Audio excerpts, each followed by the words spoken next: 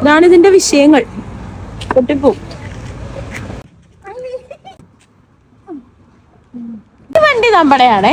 ഇവിടെയുള്ള വേറെ ഒന്നിനും നമ്മൾ നാശനഷ്ടം വരുത്തുന്നില്ല, ശ്രദ്ധിക്കണേ.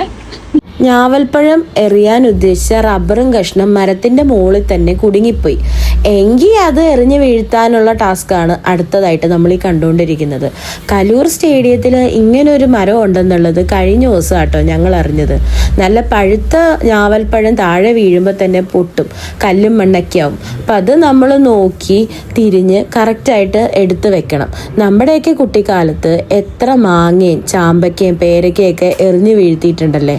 ഇന്ന് ഫോണും ലാപ്ടോപ്പും ഒക്കെ വന്ന കാരണം പല കുഞ്ഞുങ്ങളും അത് മറന്നു പോകുന്നുണ്ടെന്ന് തോന്നുന്നു. അപ്പം അങ്ങനെയുള്ള കുറേ ടാസ്കുകൾ കാര്യങ്ങളൊക്കെ നമ്മൾ ചെയ്ത് നമ്മളുടെ ഒരു പഴയ കാലത്തെ ഒരു ഓർമ്മയൊക്കെ ഞങ്ങൾക്ക് അയവിറക്കാൻ പറ്റി.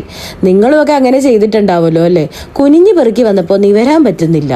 ഇപ്പം കാണുമ്പോൾ നിങ്ങൾ വിചാരിക്കും ഇവൾ സൂര്യഭഗവാനോട് പ്രാർത്ഥിക്കുകയാണെന്ന്. പക്ഷേ സംഭവിക്കുന്നത് എന്താണെന്ന് വെച്ചാൽ നെറ്റിയിൽ എഴുതി വെച്ചിട്ടുണ്ടെന്ന് എന്നെ കൊണ്ട് ഈ പരിപാടി നടക്കൂലെന്ന്.